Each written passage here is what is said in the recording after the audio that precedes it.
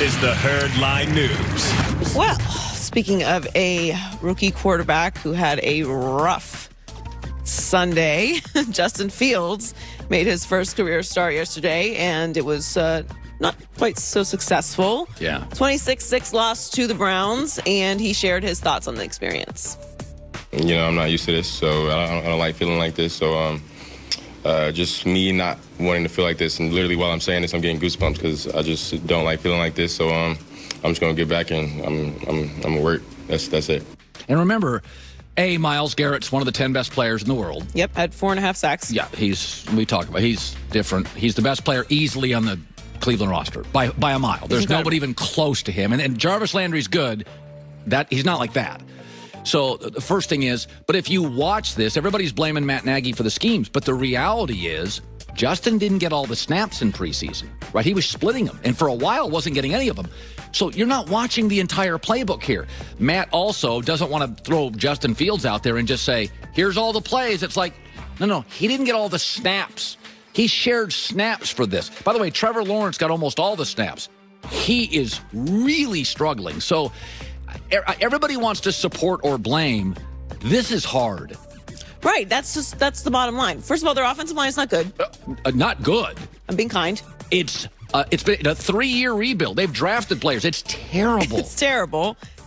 He got sacked 9 times. Like, that's not Justin Fields' fault. That's not, well, I guess you could argue it's partially Matt Nagy and the organization's fault that the offensive line is so bad, but that's not Justin Fields' fault. Now, him not getting all the snaps is Matt Nagy's fault.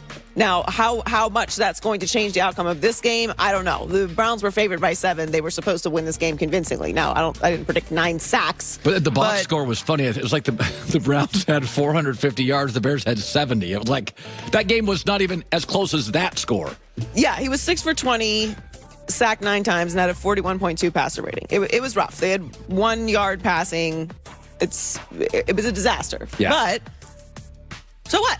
Like, that's what's going to happen with rookie quarterbacks. And he said he was on the sidelines talking to Nick Foles and Andy Dalton, and they're like, this is how some games go. And it's not about this game. This is going to happen. It's how you bounce back from this game. Right. Don't let this get into your psyche, which, when you're being sacked 9 times is hard to do, which is somewhat of the argument for not having young quarterbacks out there. But I still maintain you need to have those experiences. Like, you have to be out on the field experiencing that, feeling that, seeing what's coming at you, right, so that you can then remember it, and when the next time you see it, you know what to do. Yeah. And I don't think this is the feat of Justin Fields. I don't know that there's like blame to go in any particular direction. Sometimes you're just going to have games like this, and Cleveland's actually really good. Oh, they have a Super Bowl roster. So Cleveland, they took advantage of a worse team and a bad offensive line. Yeah, I mean, this is a top 5 or 6 roster in the NFL. It's just. But I will say, I didn't see anything from Justin Fields that made me feel like he shouldn't be the starter moving forward. Well, I barely saw him because it was 3 and out. Well, yes, but it's not like. I mean, it was a bad game, of course, but he was sacked 9 times. Like, I don't know if I can evaluate anything from that game that's going to change my opinion.